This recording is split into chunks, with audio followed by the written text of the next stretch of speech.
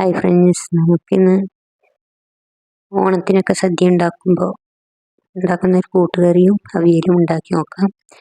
കൂട്ടുകറിക്ക് വേണ്ടി കടല 8 മണിക്കൂർ കുതിർത്തെടുത്ത കടല കുക്കറിൽ കഴുകി വൃത്തിയാക്കിയിട്ടുണ്ട്. മഞ്ഞൾപ്പൊടിയും പച്ചമുളകും ഉപ്പും കൂടെ ഇട്ട് കൊടുത്ത് അത് വിസിലടുപ്പിച്ചെടുക്കാം. പിന്നെ കൂട്ടുകറിക്കും അവിയലിനും കൂടിയുള്ള പച്ചക്കറികളാണ് ഇവയൊക്കെ കഷ്ണങ്ങളാക്കി വെച്ചത്. മുരിങ്ങാക്കായുണ്ട്, മത്തനുണ്ട്, ഉരുളക്കിഴങ്ങുണ്ട്, പച്ചക്കായുണ്ട്, ചേനയുണ്ട്, തേങ്ങ ചിരവിയതുണ്ട്. എല്ലാം റെഡിയാക്കി വെച്ചിട്ടുണ്ട്.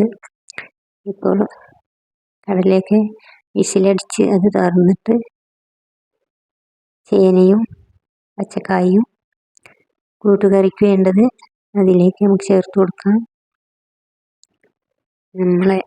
അതിലേക്കൊരു കുറച്ച് വെള്ളം കുറവുണ്ട്. അപ്പോൾ കടല വെന്തപ്പോഴേക്കും വെള്ളം വറ്റിയത് കൊണ്ട് ഇനി അത് വിസിലടിച്ചാൽ വെക്കാം.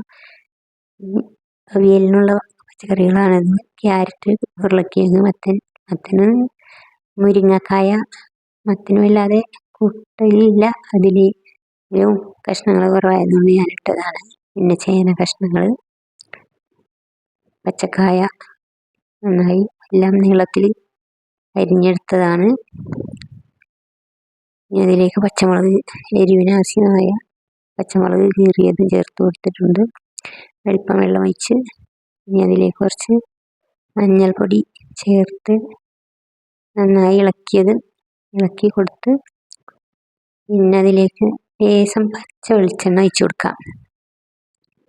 ഇത് കുറച്ച് പച്ച വെളിച്ചെണ്ണ ഒഴിച്ചു കൊടുത്ത് വേവിച്ചാൽ അതിൻ്റേതായ ടേസ്റ്റ് പ്രത്യേകിച്ച് ഉണ്ടാകുന്നതാണ്. ഇനി അത് നമുക്ക് അത് വേവുന്നതിന് ആവശ്യമായ വെള്ളം ഒഴിച്ച് കൊടുത്ത് സ്റ്റൗവിൽ വെച്ച് വേവിച്ചെടുക്കാം. അതിലേക്ക് ആവശ്യമായ കല്ലുപ്പും ചേർത്ത് കൊടുക്കുന്നുണ്ട്. അരച്ച് വെച്ച് വേവിക്കാം. ഇനി കൂട്ടുകറിയിലേക്കുള്ള തേങ്ങയാണ്. കറിവേപ്പിലയും ഇട്ട് കുറച്ച് വറുത്തെടുത്തതിന് ശേഷം ഇനി അതിലേക്ക് മഞ്ഞൾപ്പൊടിയും മുളക് പൊടിയും കുരുമുളക് പൊടിയും എല്ലാം ചേർത്തിളക്കി നന്നായി ചുവപ്പ് വരുന്നത് വരെ നമുക്ക് വറുത്തെടുക്കാം. അതിൻ്റെ നീരൊക്കെ വറ്റി നന്നായി വറുത്തെടുത്ത് കൂട്ടുകറിയിൽ ഇട്ടാൽ ആ കൂട്ടുകറിക്ക് പ്രത്യേകം ടേസ്റ്റ് ഉണ്ടാവും.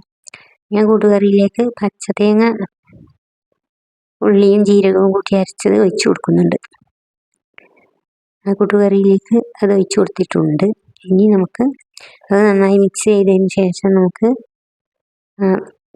വറുത്തെടുത്ത തേങ്ങ കൂടി പൊടികൾ ചേർത്ത് വറുത്തെടുത്ത തേങ്ങ കൂടി അതിലേക്ക് ചേർത്ത് കൊടുക്കാം. അപ്പം കൂട്ടുകറി റെഡിയായി വന്നിട്ടുണ്ട്. ഇനി അത് കടുക് വറുത്തെടുത്താൽ മതി. അവിയലാണ് ഇത്. അവിയലും വെന്ത് വന്നിട്ടുണ്ട്. ഇനി അതിലേക്ക് തൈര് ഒഴിച്ചു കൊടുക്കാം. കട്ട തൈര് നന്നായി ഒഴിച്ചു കൊടുക്കാം. വീഡിയോ ഇഷ്ടമായാൽ സബ്സ്ക്രൈബ്, ഷെയർ, ലൈക്ക് ഒക്കെ ചെയ്യണം, സപ്പോർട്ട് ചെയ്യണം, കമൻറ്റ് ചെയ്യണം.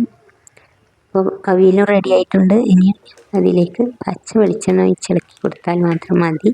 അവിയൽ റെഡി ആയിട്ടുണ്ട്. കട്ട തൈര് ഒഴിച്ചു കൊടുക്കണം.